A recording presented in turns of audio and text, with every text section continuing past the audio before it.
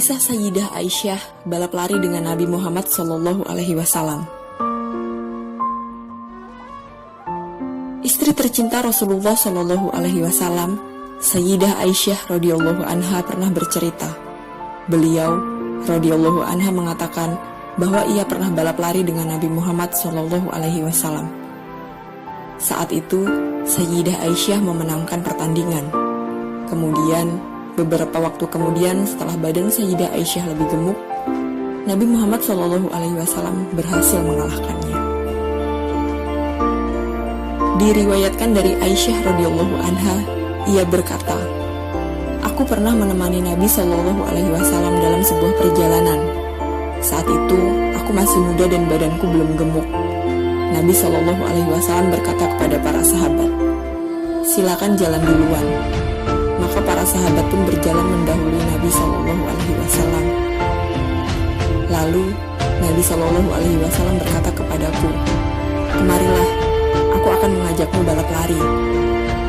Maka aku pun memenuhi ajakan tersebut. Kemudian aku berhasil mengalahkan Nabi SAW dan beliau pun terdiam saat itu.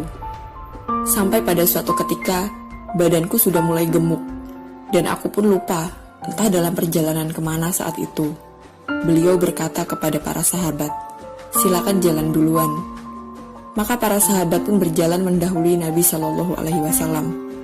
Lalu beliau berkata, 'Kemarilah, aku akan kembali mengajakmu balap lari.' Maka aku pun memenuhi ajakan tersebut. Kemudian beliau mampu mengalahkanku. Beliau tertawa dan berkata, 'Inilah pembalasanku.'" Hadis riwayat Ahmad. Membangun kemesraan dalam rumah tangga sangat dianjurkan dalam Islam. Romantisme Sayyidah Aisyah dan Nabi Muhammad SAW adalah contoh bagi rumah tangga umat muslim. Banyak momen yang menginspirasi, menjadi hikmah dan pelajaran untuk membangun keluarga yang bahagia. Meskipun hadis ini bercerita tentang lomba lari, tapi itu bukan pembatasan. Hanya saja, yang pernah dipraktekkan Nabi SAW adalah lari, karena itu yang paling memungkinkan. Jika ini tidak memungkinkan dalam keluarga Anda bisa mengganti dengan jenis permainan yang lain, misalnya lompat tali atau permainan sejenisnya.